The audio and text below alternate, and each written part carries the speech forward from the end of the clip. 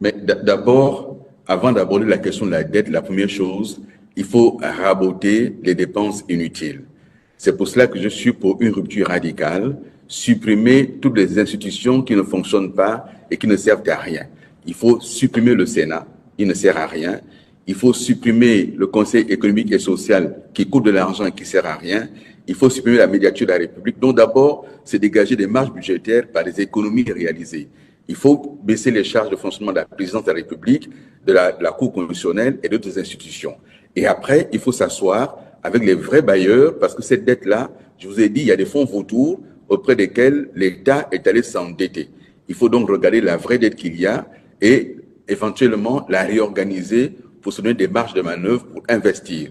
Moi, j'entends donner à notre pays un tournant libéral clair, parce qu'il faut investir dans l'entreprise, dans l'entrepreneuriat, dans les PME, et dégager l'énergie des Gabonais qui veulent investir, qui veulent travailler, et c'est l'entreprise qui crée la richesse, et c'est l'entreprise qui crée l'emploi. Et ce qui se fait aujourd'hui, c'est simplement le même système politique, le même système économique, avec la rente du pétrole, mais le pétrole, il est quasiment fini maintenant. Il ne reste plus que 10 ans. À l'échelle d'un pays, c'est rien du tout. Le manganèse et le bois, il faut réorganiser notre économie. On ne peut pas continuer avec cette économie de rente. Or là, ceux-là n'ont aucun autre projet. Ils n'ont aucun plan d'organisation du pays. Ils n'ont aucun plan de relance. Ils sont sur la rente, rien que la rente. Et ce n'est pas une perspective à offrir à notre jeunesse et à notre pays. Mais pardon, monsieur le Premier ministre, dans un communiqué, le gouvernement a annoncé avoir décaissé une somme d'environ 18 milliards de francs CFA pour appuyer ses arriérés auprès de la Banque mondiale. Je cite ce qu'ils disent, ce règlement allège le fardeau de la dette héritée de la gestion antérieure au 30 août 2023, c'est-à-dire avant le coup d'État qui a porté le général Oligui à la tête du pays. Que répondez-vous au gouvernement qui vous accuse d'avoir déraillé dans les finances publiques? Et aujourd'hui, nous sommes en plein dans un système qui a du mal à reconnaître qu'il a fait un coup d'État.